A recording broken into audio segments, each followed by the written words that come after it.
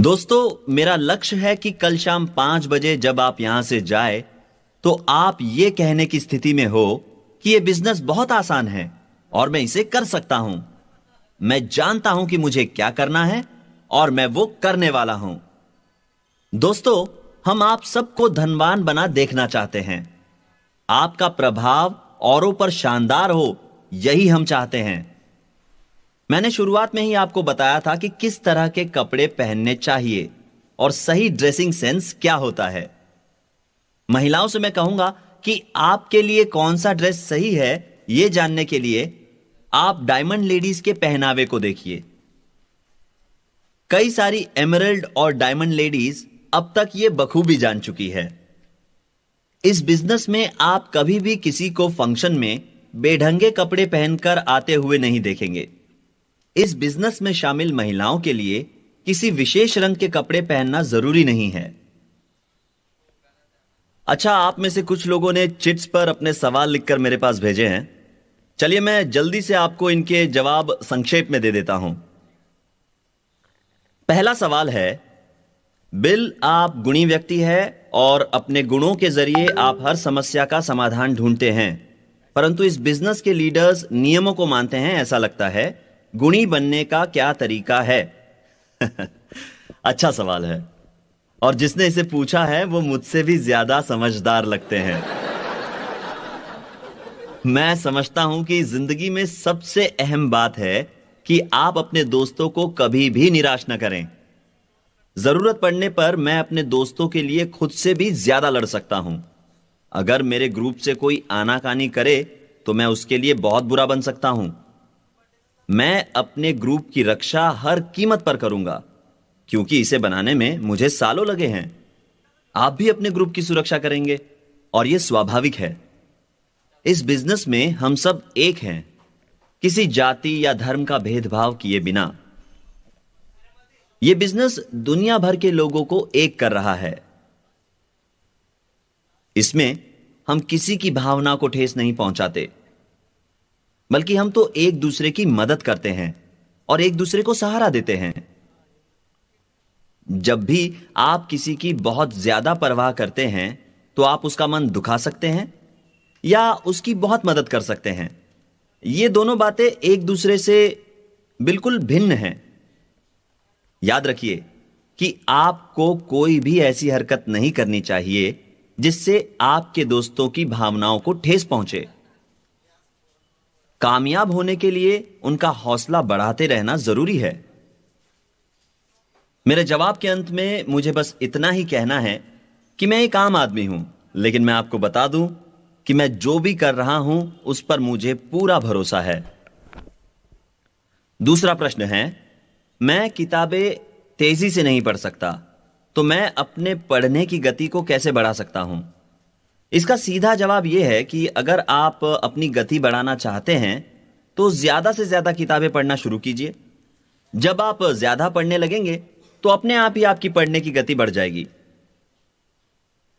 अगला सवाल है कि 1-on-1 प्लान दिखाने में कितना समय लगना चाहिए?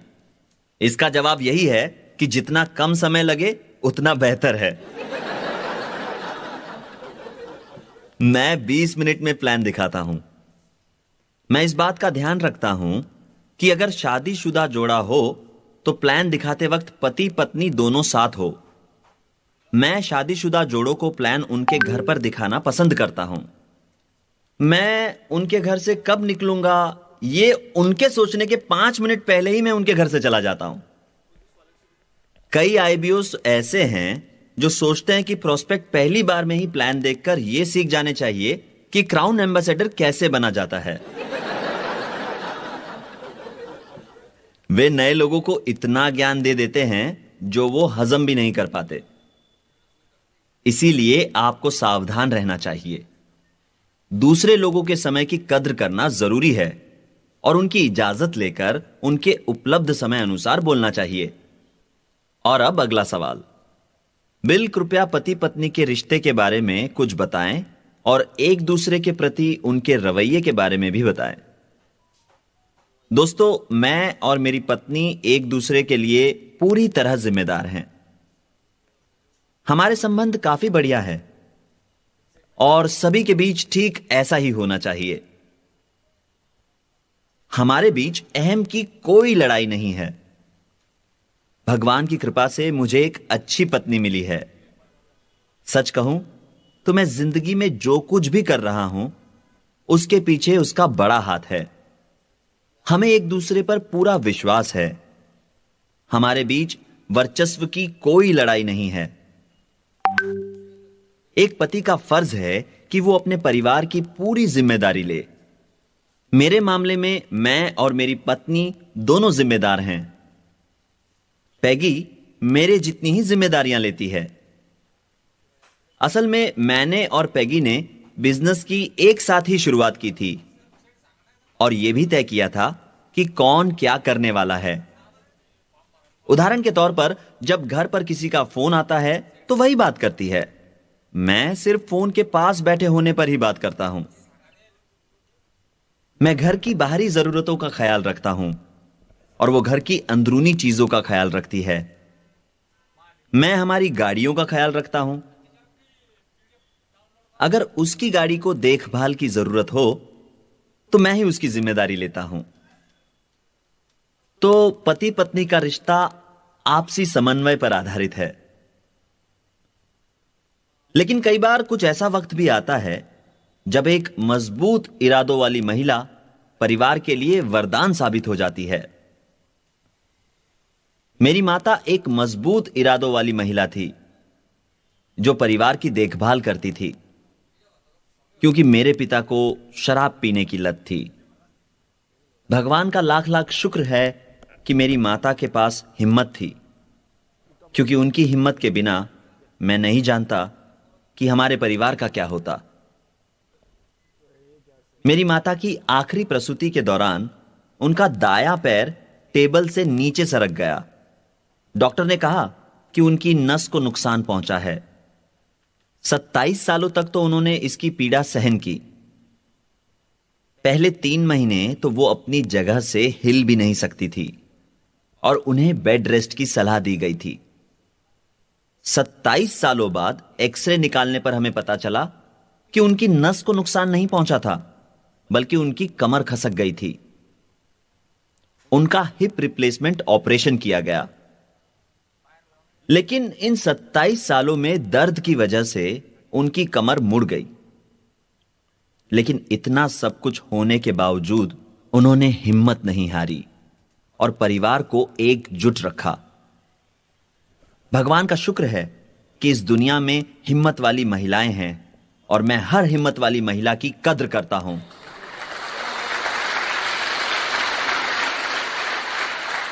मेरा अपना यह मानना है कि किसी भी महिला की निंदा नहीं करनी चाहिए। किसी भी पुरुष को शाम को घर लौटने पर अपने बच्चों की भी निंदा नहीं करनी चाहिए। अगर वो ऐसा करें तो इसका मतलब यह हुआ कि वो अपनी पत्नी की निंदा कर रहे हैं, क्योंकि वो पत्नी ही है जो उनकी अनुपस्थिति में घर का ख्याल रखती है। अगर पत्नी अच्छा खाना बनाए तो उसकी तारीफ जरूर करे, और अगर खाना अच्छा नहीं बना है तो चुप रहना ही बेहतर है, बजाय इसके कि आप उसे दुखी करें। यहां पर उपस्थित तमाम पतियों से मैं कहना चाहूंगा कि पत्नी को खुश रखने का आसान तरीका यही है कि आप उन्हें जरूरत से ज्यादा प्यार करें, उनका जरूरत से ज्यादा ख्याल रखें, उनकी जरूरतों का ख्याल रखें ताकि वो सुरक्षित महसूस करे और उनका आत्मविश्वास बना रहे। उनको भविष्य के बारे में निश्चिंत रखें। कई पुरुष अपनी पत्नी से बहुत कम बातें करते हैं। मैं आपसे दरखास्त करूंगा कि आप अपनी पत्नी से बात करने का समय निकालें ताकि वो सुरक्षित महसूस करें। मैं पति पत्नी के रिश्तों का विशेषज्ञ होने का दावा नहीं करता, लेकिन मैं पिछले 42 सालों से एक सुखी वैवाहिक जीवन बिता रहा हूं और इसीलिए ये सारी बातें मैं दावे के साथ कह रहा हूं। अगला सवाल है कि मैं भगवान से कैसे संवाद स्थापित करूं। मेरा जवाब होगा कि प्रार्थना के जरिए। मैं भी प्रार्थना के जरिए भगवान से संवाद स्थापित करता हूं और मैं ऐसा हर रोज करता हूं। भगवान से प्रार्थना के जरिए बातें करना बहुत जरूरी है। साथ ही आपकी ऑर्गेनाइजेशन में दूसरों से बातों के जरिए संपर्क बनाए रखना भी बहुत जरूरी है। मैं अपने शब्दों का सही चुनाव करता हूं। दोस्तों, आपकी ताकत आपके शब्दों में है। आपके बात करने पर ही निर्भर करता है कि किसी से आपका संबंध कैसा होगा।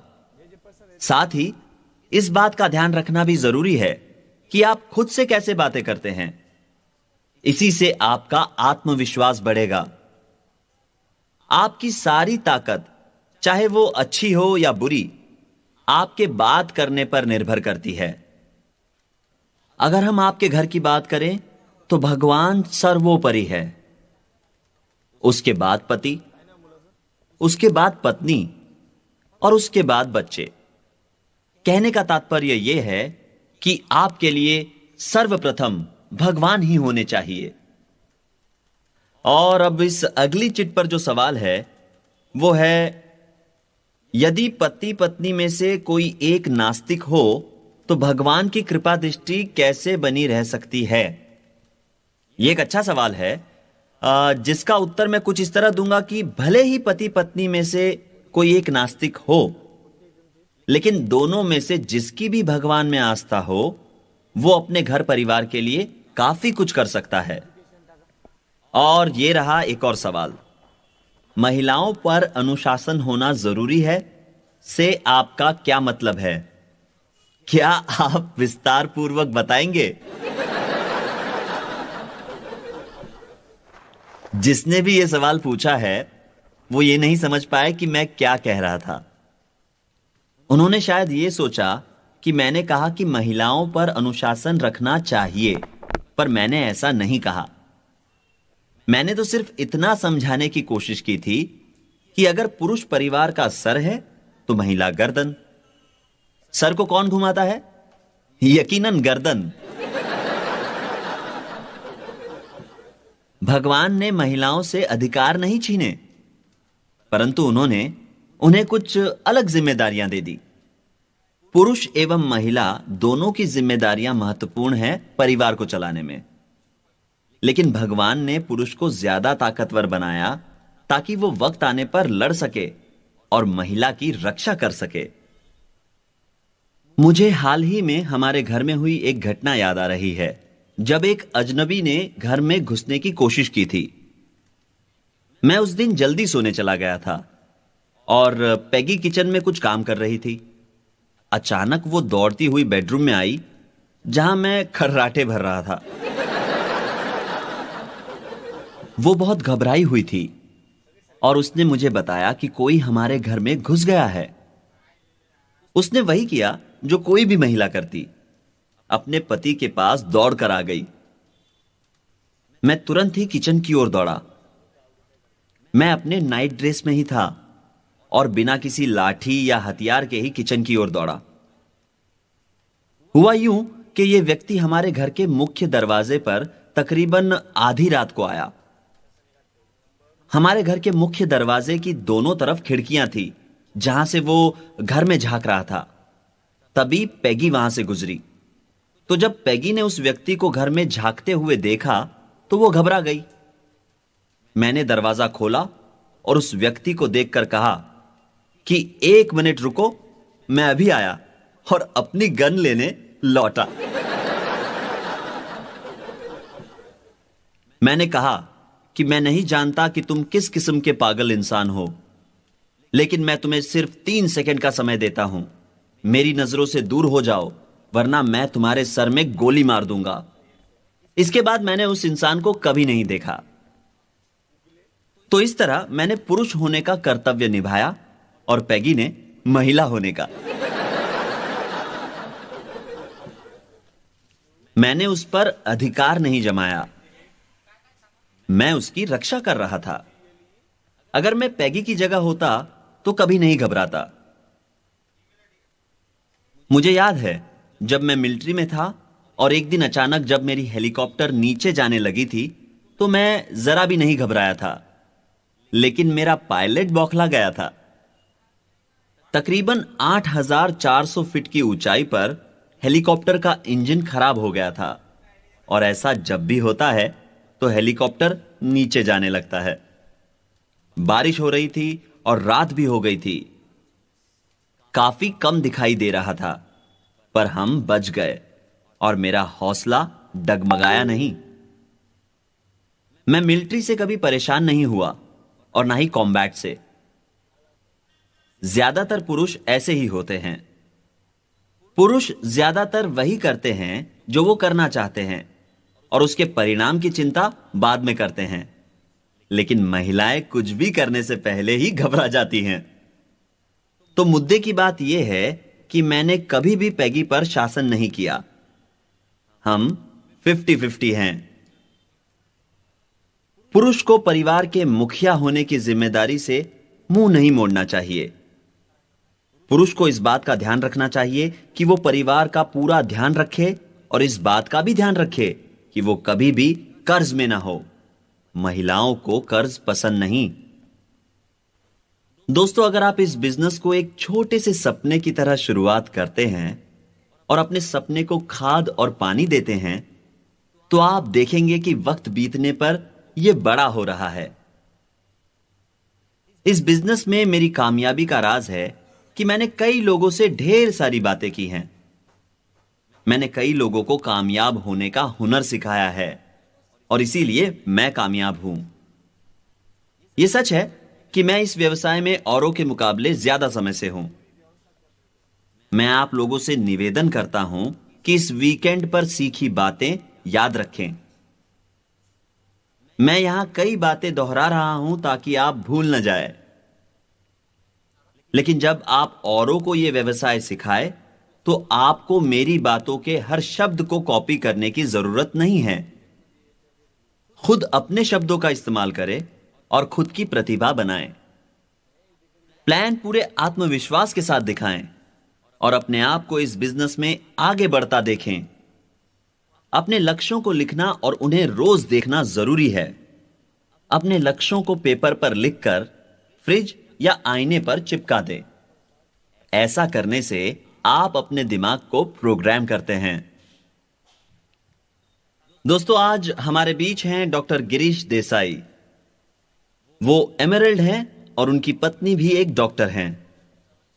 उन्होंने 28 साल तक पढ़ाई की अपनी डिग्री पाने के लिए। डॉक्टर गिरीश देसाई एक ट्रॉमा सर्जन है और इनकी विशेषता है इमरजेंसी मेडिसिन। लोगों को इनसे फायदा होता है इमरजेंसी रूम में और साथ ही इस बिजनेस में भी। डॉक्टर देसाई जानते हैं कि मेडिकल प्रैक्टिस से उनकी इनकम भले ही अच्छी है, फिर भी वे अपना भविष्य इसी बिजनेस से सुरक्षित करना चाहते हैं। भगवान न करे यदि उनके हाथ को कुछ हो जाए तो वे सर्जन के तौर पर काम नहीं कर पाएंगे, परंतु इस बिजनेस से उन्हें हर हाल में सहारा मिलेगा। डॉक्टर देसाई की सेल्फ इमेज बहुत अच्छी है क्योंकि वे एक डॉक्टर हैं। इस बिजनेस में होने का उनको गर्व है।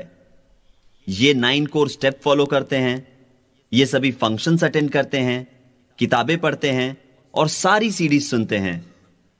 इस बात में कोई शक नहीं कि इस साल ये डायमंड बनेंगे।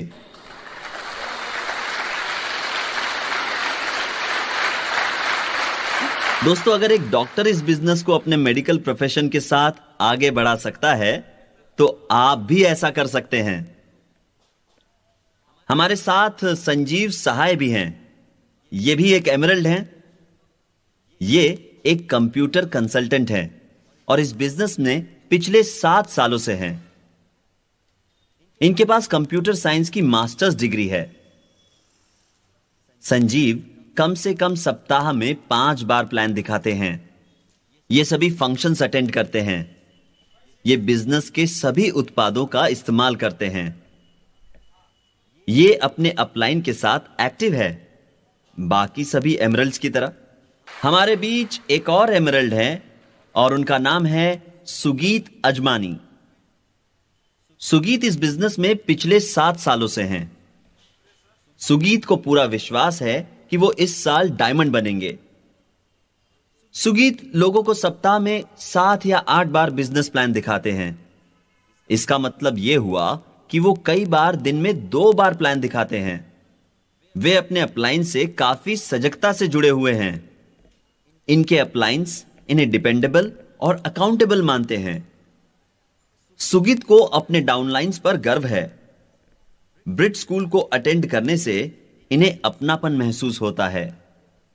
इन्होंने सारे ब्रिट स्कूल अटेंड किए हैं और ये हर साल यहां आते हैं, क्योंकि इनका मानना है कि यदि ये यहां नहीं आए तो कुछ खास चीजें इनसे छूट जाएंगी। इन्हें पता है कि ब्रिट स्कूल से हर बार एक ही संदेश मिलता है, लेकिन हर बार उसे प्रस्तुत करने का तरीका अलग होता है। ब्रिट स्कूल एक तरह से उन्हें आने वाले कल के लिए ट्यून अप करता है। दोस्तों, हमारे साथ आज यहां कुछ महिला एमरल्ड्स भी उपस्थित हैं। ये भी बेहतरीन काम कर रही हैं। हमारे साथ है शैरन गोस्वामी, जिनका मानना है कि वो डायमंड और उससे आगे भी बढ़ेंगी।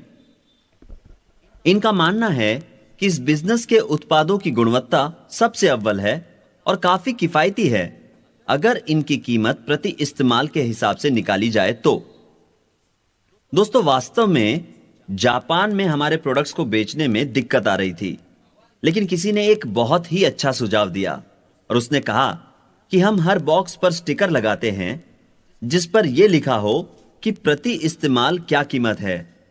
इस सुझाव से काफी फायदा हुआ और बिक्री बढ़ने लगी।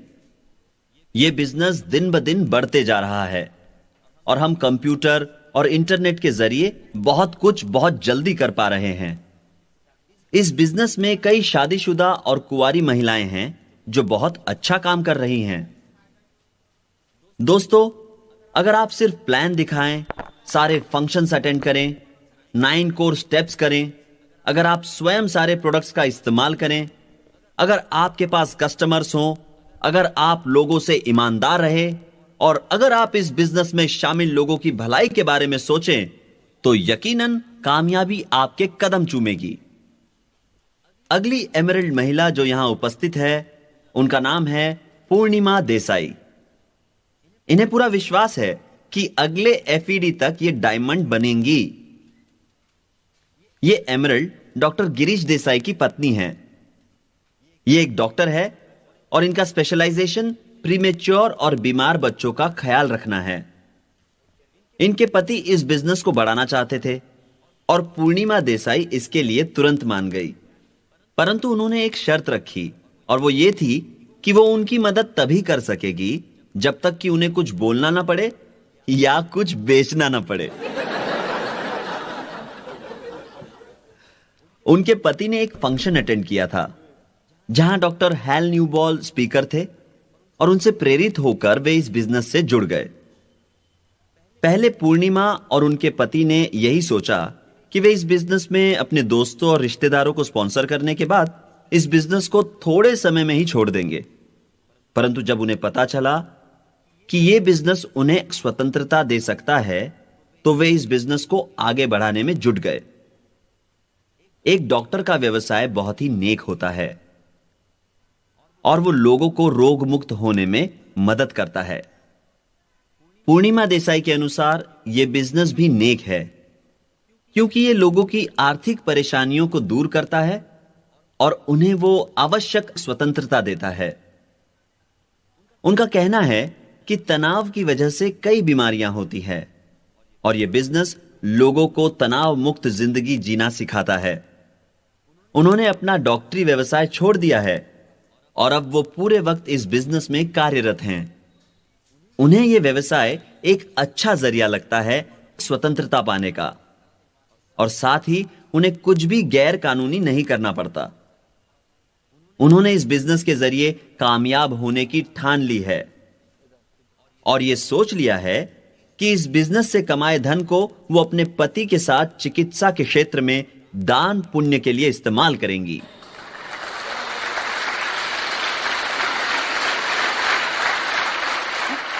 हमारे साथ एक और महिला एमरल्ड है जिनका नाम है समीना भट्टाचार्य और वे कांकन भट्टाचार्य की पत्नी हैं। ये आज से 2 महीनों में डायमंड क्वालिफिकेशन में होंगी।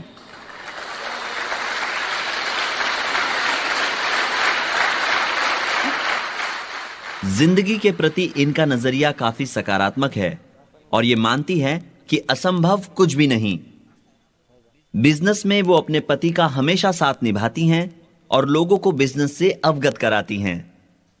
इनका मानना है कि कई महिलाएं इस बिजनेस में खुद को सुरक्षित महसूस करती हैं क्योंकि इस बिजनेस के नियम और उसूल बिल्कुल सटीक है। ये 8वीं ब्रिट स्कूल है जो वो अटेंड कर रही हैं और मानती हैं कि हर बार जब वो इसमें शामिल होती है तो उनका पुनर्अभ्यास हो जाता है। अगली एमरल्ड महिला जो यहां उपस्थित है उनका नाम है काजल अजमानी और वो सुगीत अजमानी की पत्नी हैं। वे अपना क्वालिफिकेशन अगले महीने शुरू करने वाली है और बहुत जल्द अपनी अपलाइन के आशीर्वाद से डायमंड बन जाएंगी। इस बात का उनको पूरा भरोसा है। ये सभी फंक्शंस में उपस्थित रहती हैं और इनके पति सारी टेप्स और सीडीज को घर पर और सफर के दौरान सुनते हैं। ये कई किताबें भी पढ़ती हैं जो हम इस बिजनेस में पढ़ने की सलाह देते हैं। इनके पास कई ग्राहक हैं जिनका ये पूरा ख्याल रखते हैं। इन्हें प्रोडक्ट्स पसंद हैं और वे बिजनेस में शामिल कई लोगों को प्रोडक्ट डेमोन्स्ट्रेशन करने की सलाह देती हैं। ये बताती हैं कि प्रोडक्ट्स कितने किफायती हैं। ये अपने अप्लायंस की अच्छी विद्यार्थी हैं। काजल अजमानी एक कंप्यूटर कंसल्टेंट थी और इन्होंने अपनी नौकरी छोड़ दी। ये इस बिजनेस से बहुत खुश है क्योंकि अब इनके पास अपनी बेटी के लिए ज्यादा समय है और इन्हें अब अपनी बेटी को डे केयर सेंटर में भी नहीं छोड़ना पड़ता। दोस्तों, यह बिजनेस किसी भी महिला के लिए सबसे सुरक्षित पर्याय है। इस बिजनेस में शामिल लोग भरोसेमंद हैं। इस बिजनेस से बने संबंध हमेशा आपका साथ निभाएंगे। हमारे किसी भी मीटिंग, फंक्शन या सेमिनार में मदिरा का सेवन नहीं होता। यह एक मुख्य कारण है जिसकी वजह से महिलाएं इस बिजनेस में खुद को सुरक्षित महसूस करती हैं। इसी वजह से हमारे बिजनेस में काफी सफल महिलाएं हैं और कई तैयार है इसमें जुड़ने के लिए। मैं आपसे निवेदन करता हूं कि इस बिजनेस में शामिल महिलाओं के लिए जोरदार तालियां बजाएं।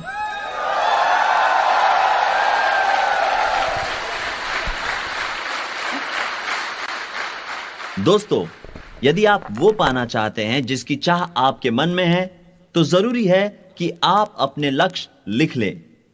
4 तरह के लक्ष्य होते हैं: लघुकालीन लक्ष्य, मध्यकालीन लक्ष्य, दीर्घकालीन लक्ष्य और सर्वोपरि लक्ष्य। कई लोग अपने लक्ष्य लिखना जरूरी नहीं समझते, पर याद रखिए कि ऐसा करना जरूरी है। अगर मैं आपको उदाहरण देकर समझाना चाहूं कि अपने लक्ष्य को लिखना जरूरी क्यों है, तो मैं आपको सन 1950 की बात बताना चाहूंगा। जब मैं कोरिया से लौट रहा था, मैं ट्रेन से घर लौट रहा था और एक छोटी सी किताब पढ़ रहा था। उस किताब के आखिरी पन्ने पर लिखा था, अपने लक्ष्य लिखें। तो मैंने उस किताब में 5 लक्ष्य लिख दिए। गलती से मैं किताब ट्रेन में ही भूल आया, पर मुझे अपने लक्ष्य याद थे। पहला लक्ष्य जो मैंने लिखा था वो था, मैं एक खूबसूरत लड़की से शादी करना चाहता हूं। तब मेरी उम्र 23 साल की थी। दूसरा लक्ष्य जो मैंने उस किताब में लिखा था वो था कि मैं 30 साल का होने तक $10,000 कमाना चाहता हूं। अगला लक्ष्य जो मैंने लिखा था वो था कि 40 की उम्र में मैं रिटायर होना चाहता हूं। और चौथा लक्ष्य जो मैंने लिखा था वो ये था कि मैं अपने बिजनेस में कामयाब होना चाहता हूं। और मेरा 5वां लक्ष्य था कि मैं मल्टी मिलियनेयर बनना चाहता हूं। मेरी मुलाकात पैगी से 1956 में हुई, जो मेरे लक्ष्य को लिखने के 6 साल बाद था। हमारी मंगनी दिसंबर में हुई और शादी जुलाई में। वो कॉलेज की ब्यूटी कॉन्टेस्ट विजेता थी और इस तरह मेरा पहला लक्ष्य पूरा हुआ। बाद में मैं रॉली चला गया और वहां सिटी मैनेजर का असिस्टेंट बनकर काम करने लगा। और जब मैं 30 साल का था तब मेरी आय थी $10,000 और उस वक्त मैं नॉर्थ कैरोलिना में था। मेरा तीसरा लक्ष्य था कि मैं 40 की उम्र में रिटायर हो जाऊं। मैं इस बिजनेस में 38.5 साल की उम्र में जुड़ा और 4 जुलाई 1972 में 40 की उम्र में रिटायर हो गया। और ये तो आप सब जानते ही हैं कि मैं कैसे चौथा और पांचवा लक्ष्य तीसरे लक्ष्य की वजह से हासिल कर पाया।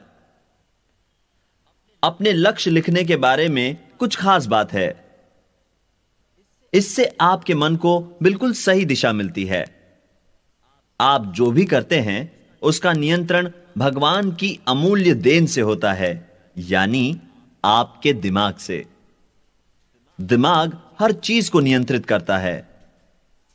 कोई भी इंसान के दिमाग को पूरी तरह नहीं समझ पाया, और मैं भी आपको यह नहीं बता सकता कि अपने लक्ष्य को लिखने से उनको पाना कैसे संभव होता है। पर मैं इतना दावे के साथ कह सकता हूं कि यह संभव है। यदि आप लिखें तो इन्हें जरूर लिखें, अपने लक्ष्य लिखें। अब इस बिजनेस में आपका पहला लक्ष्य क्या होना चाहिए? 2500 पीवी एक अच्छा लक्ष्य है, 4000 एक अच्छा लक्ष्य है, डायरेक्ट बनना भी एक अच्छा लक्ष्य है। जब आप अपना लक्ष्य पा लें तो खुद को थोड़ा बहुत इनाम भी दे। मैं यह सलाह दूंगा कि आप लिखें कि क्राउन एम्बेसडर बनना आपका लक्ष्य है। डायमंड बनने का लक्ष्य लिखने में कोई हर्ज नहीं है, परंतु यह आपका सर्वोपरि लक्ष्य नहीं होना चाहिए। अगर ऐसा हुआ तो आप डायमंड पर ही अटक जाएंगे और इससे आगे नहीं बढ़ पाएंगे। जब लोग आपसे पूछे तो उनसे कहिए कि आप क्राउन एम्बेसडर बनने वाले हैं, तो इसे आप अपना दीर्घकालीन लक्ष्य बनाएं। और मेरी आपसे सलाह है कि अपने सभी लक्ष्य को कागज के एक टुकड़े पर लिखें और उसे अपने रेफ्रिजरेटर के दरवाजे पर चिपकाएं। तो जब भी आप अपने फ्रिज के पास से गुजरेंगे तो आप उसे देखेंगे और सब कुछ आपके दिमाग में छप जाएगा। इस तरह आप अपने दिमाग को प्रोग्राम करके वो पाएंगे जो पाना चाहते हैं। अब शायद आप ये कहेंगे कि लोग जब आपके घर आएंगे तो फ्रिज पर लिखी बातें पढ़ेंगे। उन्हें देखने दीजिए, इसमें कोई दिक्कत नहीं है। आप उस कागज के टुकड़े को या तो फ्रिज पर चिपकाएं या वॉश बेसिन के ऊपर लगे आईने पर, ताकि हर बार जब आप शेव करें या मुंह धोएं तो आपकी नजर उस कागज के टुकड़े पर जाए। इस तरह आप अपने दिमाग को प्रोग्राम करें ताकि आपकी करनी और कथनी में कोई फर्क ना रहे। वो सब लिखिए जो आप चाहते हैं। अगर आप एक एरोप्लेन चाहते हैं तो उसे लिखकर चिपकाएं। मैं अपनी जिंदगी में 3 जेट प्लेन खरीद सका क्योंकि मैंने उनको पाना अपना लक्ष्य बनाकर लिखा था। अगर आप अपने लक्ष्य लिखेंगे तो मुझे यकीन है कि आपको इससे मदद ही होगी। आप ऐसा करें और आपके बिजनेस में शामिल लोगों को भी ऐसा करने की सलाह दें। मैंने लोगों को ऐसा लक्ष्य लिखते भी देखा है जहां उन्होंने रिटायरमेंट की तारीख तय कर ली है। अब एक अच्छा सर्वोपरि लक्ष्य क्या होगा? एक अच्छा सर्वोपरि लक्ष्य वो हो सकता है जहां इस बिजनेस की वजह से कई हजार लोगों की जिंदगी बदल जाए। आपने उनकी जिंदगी को बेहतर बनाया क्योंकि आपकी मेहनत और लगन से आपने उन्हें इस बिजनेस में कामयाब होना सिखाया। आपने लोगों को 2 अहम बातें सिखाई। एक तो इस बिजनेस की शुरुआत करना और दूसरी इसे कभी नहीं छोड़ना। शुरुआत करना और इसे कभी नहीं छोड़ना बहुत जरूरी है। यह एक पियानो को बजाने की तरह है। प्रैक्टिस करते जाइए जब तक आप इसे ठीक से बजाना ना सीख ले।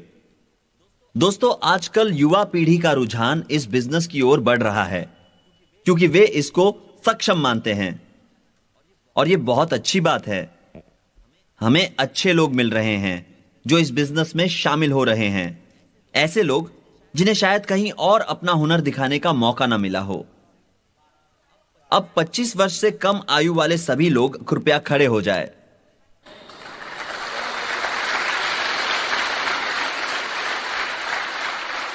आप में से कोई भी पैदा नहीं हुआ था जब मैंने इस बिजनेस की शुरुआत की थी। शुक्रिया, कृपया बैठ जाएं। अब 45 की उम्र से बड़े लोग कृपया खड़े हो जाएं।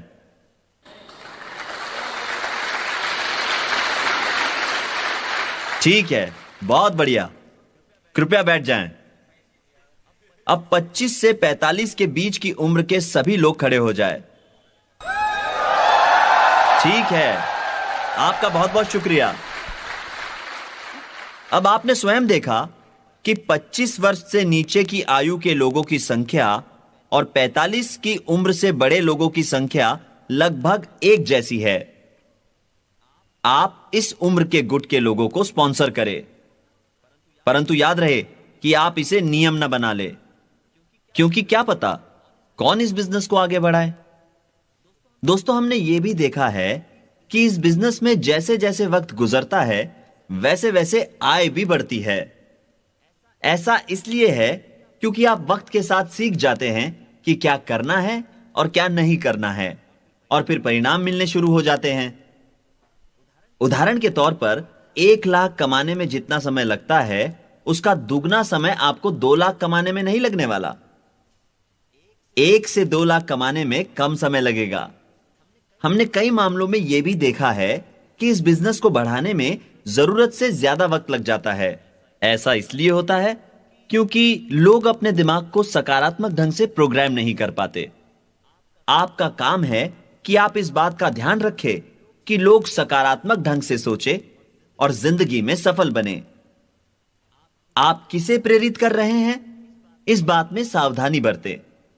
उदाहरण के तौर पर, अगर आप उन लोगों को प्रेरित कर रहे हैं जो जीवन में संतुष्ट हैं और अपने मुकाम से खुश हैं, या उन लोगों को जो आदतन आलसी है, तो आपको परिणाम मिलने में बहुत ज्यादा वक्त लग जाएगा। हो सकता है कि आप ऐसे लोगों के साथ सालों तक काम करें और कोई परिणाम न मिले। इसीलिए मेरी सलाह है कि आप शुरुआत से ही ऐसे लोगों के साथ काम करें जो इस बिजनेस को बढ़ाने की चाह रखते हैं। जब उन्हें परिणाम मिलना शुरू होगा तब आपको भी जीत का एहसास होगा। शुरुआत में जब आप ये पाएंगे कि जिन लोगों को आपने स्पॉन्सर किया है वो ठीक नहीं कर रहे हैं, तब शायद आपको यह लगेगा कि इस बिजनेस में आप नाकामयाब हो रहे हैं, और यह बात आपकी सेल्फ इमेज के लिए हानिकारक है। तो सबसे पहले उन लोगों के साथ काम करें जो आपके साथ काम करना चाहते हैं, और फिर कुछ देर बाद उन लोगों पर अपना लक्ष्य केंद्रित करें जो हिचकिचा रहे हो। अगर आप तेजी से बिजनेस बढ़ाना चाहते हैं तो आपको ऐसे लोगों को स्पॉन्सर करना होगा जो आपकी तरह सोचते हो, आपकी तरह काम करते हो और आपके साथ दौड़ने के लिए तैयार हो। 3 हफ्ते पहले मैं एक ऐसी महिला के साथ था जो इस बिजनेस में है और जिनकी आयु है 102 साल। उनका नाम है ग्लैडिस। वो प्लान दिखाती हैं, वो सारे फंक्शंस अटेंड करती हैं, किताबें पढ़ती हैं, टेप सुनती हैं, वो सब कुछ करती हैं। वो हमेशा पहली पंक्ति में बैठती हैं। वे मुझे एक बार बता रही थी कि किस तरह वो पहली पंक्ति की सीट लेने के लिए दोपहर 3 बजे से रात 8 बजे तक लाइन में खड़ी रही। मैंने फंक्शन पर मौजूद लोगों से कहा, भगवान की खातिर इस महिला के लिए सीट बचा कर रखिए ताकि इन्हें लाइन में खड़ा ना रहना पड़े।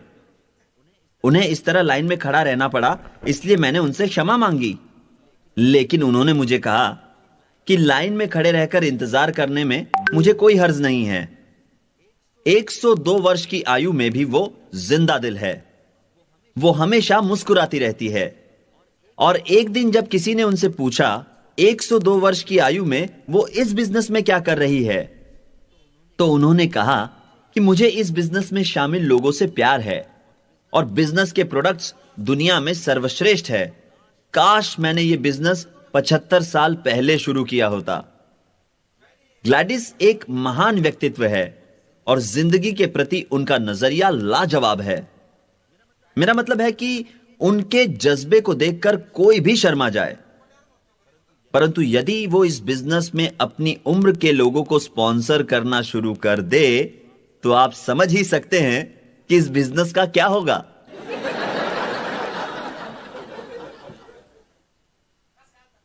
वो अपनी एक डाउनलाइन को बच्ची कहकर बुलाती है और उस बच्ची की उम्र है 87 साल।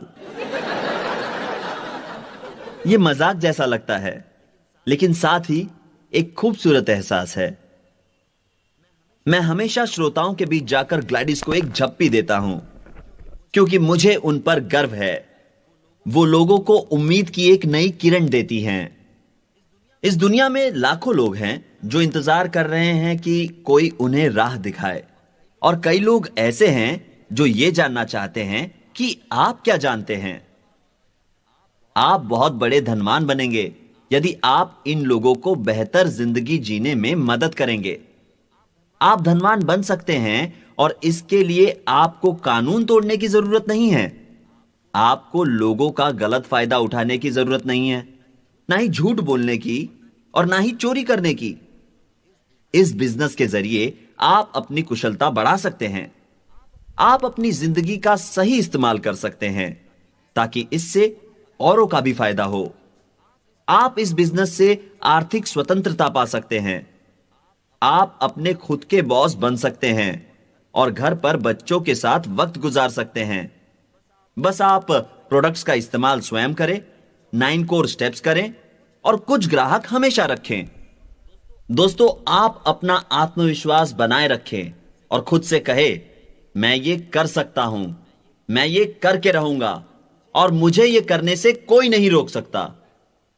मैं अपनी स्वतंत्रता पाके रहूंगा।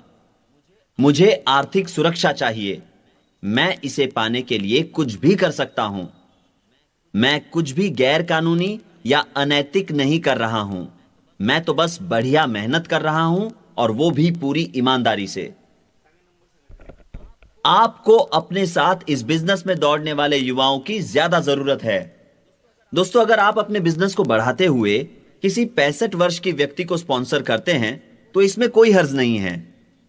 मैं ये नहीं कहता कि ऐसा मत कीजिए, लेकिन फिर भी यह पता लगाएं कि क्या उनका कोई बेटा है जो लगभग 28 साल के आसपास की उम्र का हो। आपको अपने साथ दौड़ने वाले युवाओं की जरूरत है। ऐसा भी हो सकता है कि जिस व्यक्ति को आप स्पॉन्सर करें वो 1 या 2 महीने में ही बिजनेस छोड़ दें, पर उसके छोड़ने से पहले शायद वो आपको एक ऐसे बेहतरीन व्यक्ति से मिला सकता है जो आज तक आपको अपने बिजनेस के लिए ना मिला हो। इसीलिए आपको अपनी पसंद और नापसंद को लेकर भी सतर्क रहना होगा। मैं जानता हूं कि ये दो तरफा बातें करके शायद मैं आपको उलझा रहा हूं, पर मैं ये उम्मीद करता हूं कि आप वो समझ रहे हैं जो मैं कहना चाहता हूं। जरूरी बस इतना है कि आप ऐसे लोग ढूंढे जो विश्वसनीय हो, भरोसेमंद हो और सीखने के लिए तैयार हो। जब आप इस बिजनेस में नए नए आते हैं तो आपका ऐसा मानना हो सकता है कि दोस्त और रिश्तेदार तो इस बिजनेस में आसानी से जुड़ जाएंगे, पर हमने कई सालों के तजुर्बे से यह पाया है कि रिश्तेदार आसानी से स्पॉन्सर नहीं किए जा सकते हैं।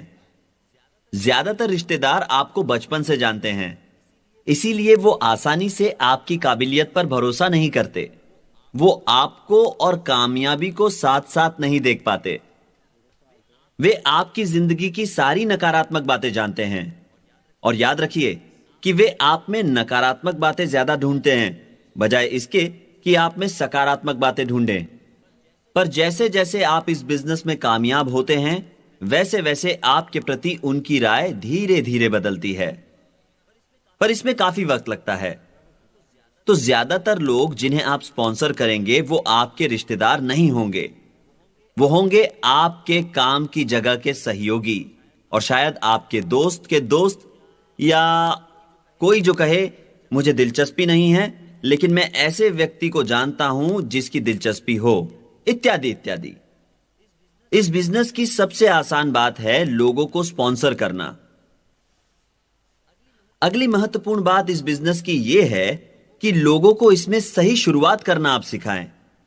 बहुत जरूरी है कि आप नए लोगों को शुरुआत से ही सही बातें सिखाएं, जैसे कि 9 कोर स्टेप्स, 3 पावर्स और 4 बेसिक्स। उदाहरण के तौर पर यदि मैं किसी महिला को स्पॉन्सर करता हूं तो मैं आपको बताना चाहता हूं कि मैं उनसे कहां मुलाकात करूंगा। मैं कभी भी ऐसी कोई हरकत नहीं करूंगा जो अव्यावसायिक लगे। यहां उपस्थित सभी पुरुषों से मेरी यह सलाह है कि आप अकेले कभी भी किसी महिला के साथ कार में न जाएं। भले ही आपके इरादे नेक हो, लेकिन लोगों को बातें बनाने में ज्यादा वक्त नहीं लगता और ऐसी बातों से आपके बिजनेस पर गहरा असर पड़ सकता है। तो ऐसी नौबत आने से आपको हर हाल में बचना है। अगर आप शादीशुदा नहीं हैं और किसी महिला को स्पॉन्सर करते हैं, तो इस बात का ख्याल रखें कि मीटिंग्स में और भी लोग मौजूद हो। हमेशा लोगों को बताएं कि हमारा बिजनेस कितना सम्मानजनक है। अगर आप इस बात को गंभीरता से नहीं लेते हैं, तो इससे आपकी विश्वसनीयता एक ही क्षण में नष्ट हो सकती है।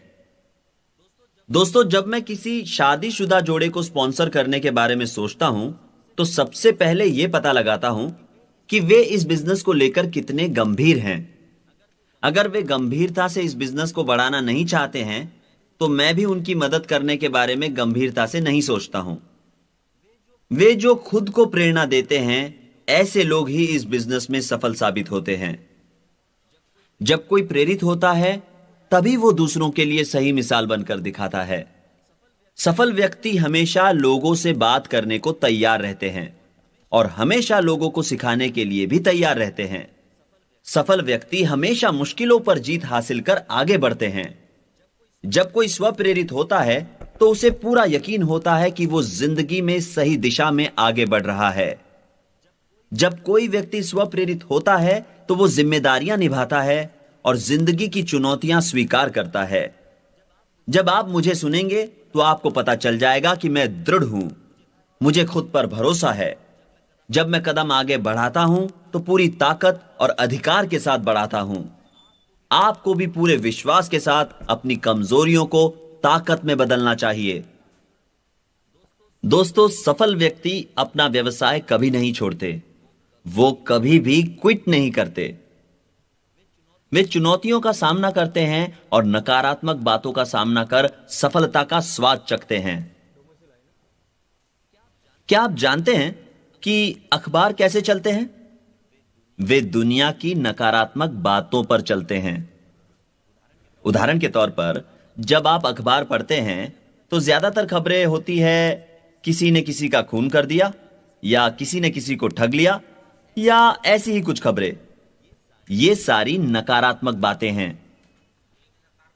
आप अखबार में बहुत कम अच्छी बातें पाएंगे। ये टेलीविजन के मामले में भी होता है। टीवी सीरियल्स कैसे चलते हैं? नकारात्मक बातों पर। लोग सारे धारावाहिक देखते हैं और उनमें यही बताया जाता है कि कैसे लोग चालाकी से एक दूसरे पर जीत हासिल करना चाहते हैं, या वही हमेशा के सास बहू के झगड़े।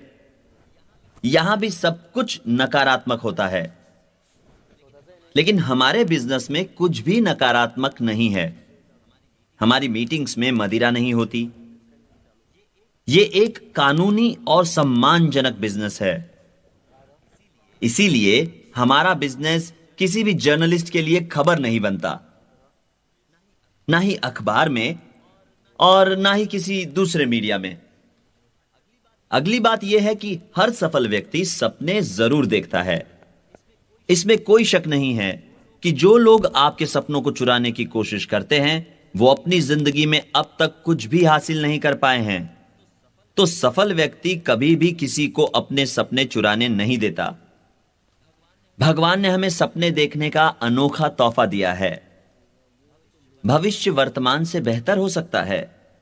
भविष्य भूतकाल से बेहतर है, क्योंकि आपके भूतकाल से आपने सीख ली है। यह बहुत जरूरी है कि आप ऐसे लोगों के बीच रहे जो आपको हिम्मत दें, आपका हौसला बढ़ाएं, बजाय ऐसे लोगों के जो आपका सपना चुराने की कोशिश करते हैं।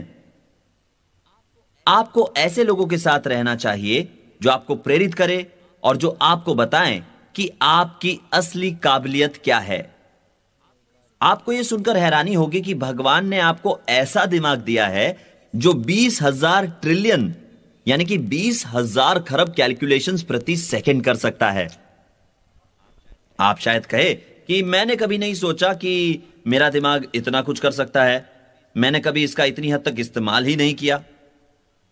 याद रखिए दोस्तों, अगर आप बड़ा सोचेंगे तो आप अपने दिमाग का सही इस्तेमाल करना भी शुरू कर देंगे।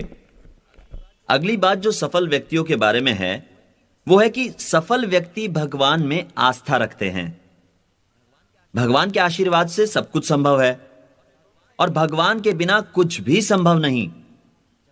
जब भगवान का साथ हो तो आप वो सब कर पाते हैं जो करने का आपने कभी सोचा भी ना हो।